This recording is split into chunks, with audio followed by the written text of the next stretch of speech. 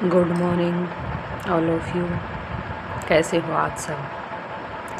तो आज हमारी नेक्स्ट क्लास है जिसमें हम अधिगम पठार के बारे में बात करेंगे, क्योंकि एग्ज़ाम में इससे रिलेटेड क्वेश्चंस भी पूछे जाते हैं।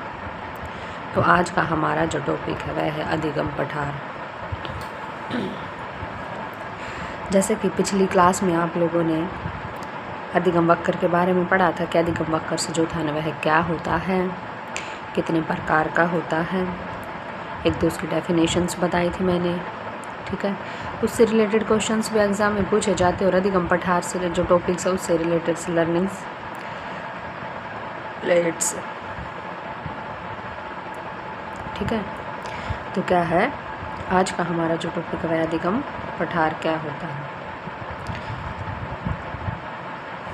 तो देखो, अधिगम प्रक्रिया में ऐसी स्थिति जिसमें सीखने की गति में कोई प्रगति नहीं दिखाई पड़ती, यह स्थिति अधिगम पठार कहलाती है। एक बार और रीड करते हैं। अधिगम प्रक्रिया में ऐसी स्थिति जिसमें सीखने की गति में कोई प्रगति दिखाई नहीं पड़ती है, यह स्थिति अधिगम पठार कहलाती है। अब समझने की कोशिश कीजिए किस डेफिनेशंस में क्या समझाने की कोशिश की गई है कि जब भी हम लर्निंग्स करते हैं, जब भी हम कोई भी स्टडी करते हैं, कोई भी लर्निंग करते हैं, जब तक उसमें हमें कोई प्रगति दिखाई नहीं पड़ती है, यानी कि उसमें एक पठार बना रहता है, उसकी गति का अवनति का जब भी हमें पता ही नहीं चलता है कि उन्नति हुई है या नहीं हुई है, बच्चे ने लर्निंग की है या नहीं की है, तो उसको क्या है अधिगम पठार कहते हैं। क्या कहते हैं? अधिगम पठार कहते हैं। वही इस डेफिनेशंस में समझाया गया है कि अधिगम प्रक्रिया में ऐसी स्थिति जिसमें सीखने की गति में कोई प्रगति नहीं दिखाई पड़ती, यह स्थिति अधिगम पठार कहलाती है।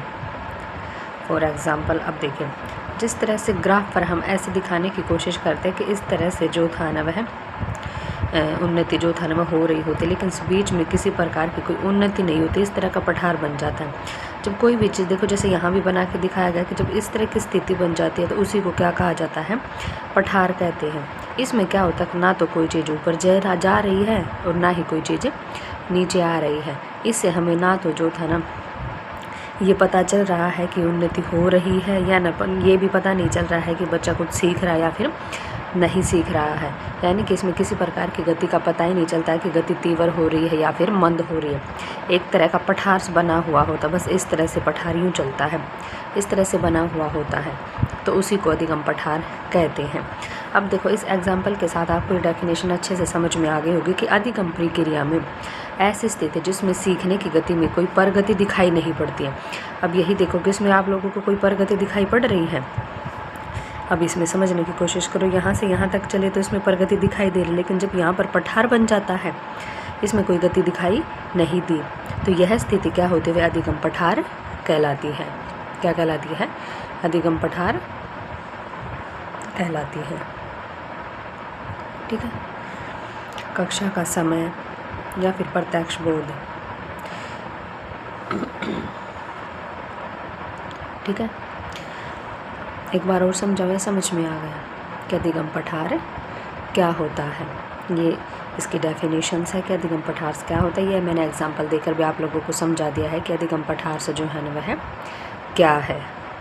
ठीक है, अब हम बात करते हैं नेक्स्ट कि अधिगम पठार के कारण, कि अधिगम पठार से जो है वह किस कारण से होता है, यानी कि किस कारण से जब भी हम लर्निंग्स करते हैं तो उसमें पठार बनता है, किस कारण से होता है, उसके कारणों को जानते हैं। अब देखो, अनुचित शिक्षण पद्धति क्या है? अनुचित शिक्षण पद्धति, जैसा कि इसके नाम से ही पता चल रहा है, जब भी हम लर्निंग कर रहे होते हैं या करवा रहे होते हैं, जब तक हम उसमें जो था ना वह अच्छी शिक्षण पद्धतियों का यूज़ नहीं करते हैं कि जिससे जो था ना लर्नर्स जो होता है अच्छी प्रकार से किसी भी सामग्री को समझ सके, रीड कर सके, तब तक जो था ना लर्निंग नहीं होती है। तो अनुचित शिक्षण पद्धतियाँ, अगर जो था ना अधिगम के दौरान से हम अनुचित शिक्षण पद्धतियों का अच्छी तरह से प्रयोग नहीं करते हैं तो उसमें जो था उसी में भी क्या हो जाता है, इस तरह का पठार से जो है ना बन जाता है। और जो अगर हम अनुचित शिक्षण पद्धतियों का प्रयोग करते हैं तो हमारी जो लर्निंग्स होती है उसका उतार चढ़ाव जो था ना इस तरह से हमें जो है वह दिखाई पड़ता है। ठीक है। दूसरा, प्रेरणा का अभाव। बिल्कुल ही सही है कि प्रेरणा के अभाव में के कारण भी क्या होता है कि लर्निंग्स में जो था में पठार बनते हैं, अधिगम पठार बनते हैं। यानी कि हम बच्चे को कोई भी कार्य दे रहे हैं, यदि हम लर्नर को कोई भी कार्य दे रहे हैं, जब तक हम उसको जो था में प्रेरित नहीं करेंगे कि आप ये काम कर सकते हो, आप ये काम तो बेस्ट कर सकते हो, अच्छे से कर सकते हो, आप इसमें पुरस्कार से जीत सकते हो, जब तक हम उसको जो है आगे बढ़ने के लिए उसको जागृत नहीं करेंगे तो अधिगम में पठार तो जो था में बना ही रहेगा।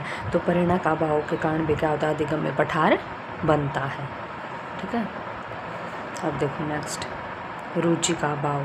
क्या है? रुचि का अभाव। जैसे कि ये कुछ ज़्यादा मुश्किल काम नहीं है, इन जो मैंने इसमें लिखा हुआ है इनको देखकर भी आप आसानी से इनको एक्सप्लेन कर सकते हो, लेकिन फिर भी मैं कर देती हूँ। ये बिल्कुल छोटा सा ही टॉपिक है, लेकिन एग्ज़ाम में कभी एग्जामिनर जब हमें ये लगता है ना कि ये टॉपिक बिल्कुल इजी है, इससे कुछ नहीं आएगा, उसी से रिलेटेड क्वेश्चन से पूछ लेते हैं। ठीक है। तो रुचि का अभाव, जब लर्नर्स की खुद कोई रुचि नहीं होगी किसी भी प्रकार के स्टडी में या किसी अन्य प्रकार के कार्य में, तो अधिगम में पठार तो बनेगा ही बनेगा। अगर मैं ही हूँ, अगर मैं कोई कार्य कर मतलब मुझे ये लगा लो, ये बोल दिया कि आज मुझे स्टडी करनी है, भले ही मेरे हाथ में बुक होती है, लेकिन जब मेरी रुचि उस चीज़ को करने में नहीं होगी तो वो बुक मेरे सामने रखी रहेगी, भले ही मैं उसको रीड भी करती रहूँ। मैंने अपना एग्जांपल दिया, भले ही मैं उसको रीड भी करती रहूँ, लेकिन उसका एक भी शब्द मेरे माइंड के अंदर नहीं जाएगा। तो रुचि का अभाव के कारण से अधिगम में पठार बनता है। अभ्यास का अभाव। अभ्यास का अभाव। अब देखो, जब तक भी हम कोई भी कार्य करते हैं और उसका अभ्यास नहीं कर लेते कि वो कार्य हमें अच्छी प्रकार से नहीं आ जाता, जब तक हम किसी भी चीज़ का अभ्यास ही नहीं करेंगे तो अभ्यास के बिना तो वह अधिगम में पठार बनेगा ही बनेगा, वह कार्य अच्छी प्रकार से होगा ही नहीं। उसके बाद है थकान, शारीरिक क्षमता। फॉर एग्ज़ाम्पल, जैसे कि बच्चा थका हुआ होता है, लेकिन उसके बावजूद भी हम उसको स्टडी करने के लिए या घर का कोई अन्य कार्य करने के लिए बोलेंगे तो उसमें हमें किसी प्रकार की जो था ना उन्नति दिखाई नहीं देगी, क्योंकि वह ऑलरेडी ही पहले से ही जो था ना थका हुआ होता है। और ऐसे में जो था ना अगर आप उसको कोई भी कार्य करने के लिए दोगे, या तो वो पहले मनाही कर देगा, अगर करेगा तो वो बेमन से करेगा, जिसमें हमें किसी प्रकार का कोई रिजल्ट प्राप्त नहीं होगा। कार्य करने की जटिलता। बिल्कुल ही सही है। अब लर्नर को जो था ना उसी की अकॉर्डिंग हमें कार्य करने के लिए देना चाहिए। ये नहीं होना चाहिए कि जो है सेकंड क्लास का बच्चा है और उसे फोर्थ क्लास का कार्य करने के लिए जो है दे दिया जाए तो इससे कार्य में जटिलता ही आएगा। अगर कार्य में जटिलता आ गई तो हमें उसमें भी किसी प्रकार की कोई भी उन्नति अवनति दिखाई नहीं देगी, उसमें भी क्या है वह अधिगम पठार ही जो है ना बना रहेगा। व्यक्तिगत भिन्नताएं। व्यक्तिगत भिन्नताओं के कारण भी अधिगम पठार बनता है, क्योंकि एक क्लास में अगर 30 बच्चे हैं तो 30 के 30 जो था ना वह एक समान नहीं हो सकते हैं, क्योंकि प्रत्येक दो व्यक्ति में व्यक्तिगत भिन्नताएं होती हैं, शारीरिक भी होती है, मानसिक भी होती है, बौद्धिक भी होती है। ठीक है। तो व्यक्तिगत भिन्नताएं जो होती हैं वह भी अधिगम का पठार बनती हैं। मानसिक योग्यताएँ तो बनती है, जैसा मैंने इसमें भी बता दिया है कि मानसिक योग्यताएँ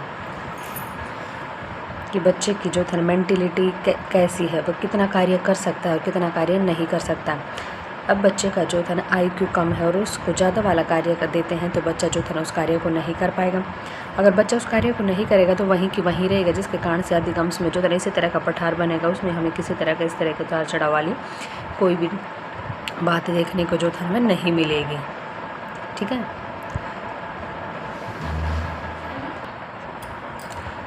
तो ये थी हमारी आज की क्लासेस, जिसमें मैंने आप लोगों को अधिगम पठार के बारे में बताया कि अधिगम पठार से जो था ना वह क्या होता है, क्या उसकी डेफिनेशंस हैं। अच्छे से आप लोगों को समझ में आ गया। अगर कोई भी बात समझ में नहीं आती है तो प्लीज़ कमेंट करके जो था ना पूछ लेना, और ज़्यादा से ज़्यादा जो था ना लाइक, शेयर एंड सब्सक्राइब्स करना। ठीक है। अगर मेरी क्लास अच्छी लगे तो करना, ठीक है। ये था अधिगम पठार क्या होता है, किस तरह से ग्राफ इसको समझा जा सकता है, अधिगम पठार के क्या कारण हैं, अनुचित शिक्षण पद्धति है, प्रेरणा का अभाव है, रुचि का अभाव है, अभ्यास का अभाव है, थकान व शारीरिक क्षमता है, कार्य की जटिलता है, व्यक्तिगत भिन्नताएं हैं, मानसिक योग्यताएं हैं। अब निवारण के मैंने टॉपिक्स इसलिए नहीं लिखे कि इन्हीं में से समझा देती हूँ। इस प्रकार से सबसे पहला हमारा जो था ना वह कौन सा था, वह अनुचित शिक्षण पद्धति। अब समझिए अनुचित शिक्षण पद्धति, यदि हम इसका निवारण कैसे कर सकते हैं अधिगम पठार का, यदि हम अच्छी प्रकार से शिक्षण पद्धतियों का प्रयोग करेंगे तो अधिगम में पठार आएगा ही नहीं, अधिगम पठार का निवारण निकल जाएगा, ठीक है। अधिगम पठार में किसी प्रकार की कोई भी दिक्कत प्रॉब्लम्स नहीं आएगी यदि हम अनुचित शिक्षण पद्धतियों का प्रयोग करेंगे। प्रेरणा का अभाव, यदि हम बच्चे को समय समय पर मोटिवेट करते रहेंगे, उसका हौसला बढ़ाते रहेंगे तो जो था अधिगम में पठार नहीं आएगा। रुचि का अभाव, कि बच्चा जो है ना, मतलब बच्चे को सबसे पहले हमें वह कार्य करने के लिए देना चाहिए जिसमें बच्चे की रुचि हो। जब बच्चे की उस चीज़ में रुचि हो जाएगी तब हमें उस बच्चे को जो था ना ऐसा कार्य देना चाहिए जिसमें बच्चे की कम रुचि हो, उसको वह बात समझानी चाहिए कि आप ये कार्य भी कर सकते हो, जिसके कारण अधिगम में पठार का निवारण हो जाएगा। अभ्यास का अभाव, तो ये कारण था, लेकिन इसका निवारण कैसे करेंगे कि बच्चे को मोटिवेट करके ही उसको जो था ना गृह कार्य दे के उसको समझा के कि यदि वह अभ्यास करेगा तो जीवन में सफलता प्राप्त करेगा। थकान व शारीरिक क्षमता, थकान व शारीरिक क्षमता, यदि बच्चा थका हुआ है तो उसे थोड़ी देर रेस्ट करने के लिए टाइम दिया जाना चाहिए और उसके बाद बच्चे को जो था कोई भी कार्य दिया जाना चाहिए, जिसका अधिगम पठार का निवारण हो जाएगा। कार्य की जटिलता है कि बच्चा जो होता है ना किसी कार्य को तभी करने में असफल होता, तभी अधिगम में पठार बनता है जब बच्चे के अकॉर्डिंग हम कार्य उसको नहीं देते। यदि हम बच्चे के अकॉर्डिंग उसको कार्य देंगे तो कार्य में जटिलता नहीं आएगी। व्यक्तिगत भिन्नताओं का निवारण करके भी हम अधिगम पठार को ख़त्म कर सकते हैं। मानसिक योग्यताएं, बच्चे के IQ लेवल के अकॉर्डिंग ही बच्चे को जो था कार्य दिया जाना चाहिए जिससे बच्चा उस कार्य को अच्छी प्रकार से जो था वह कर सकता है, ठीक है। तो इन्हीं में से जो था ना वह अधिगम पठार निवारण कारण भी निकल आते हैं और निवारण भी हो जाता है। बिल्कुल इजी सा ही टॉपिक था, बिल्कुल इजी सा ही ये हमारा आज का टॉपिक था। तो ये थी हमारी आज की क्लासेस, ठीक है। Please like share and subscribe. Thank you.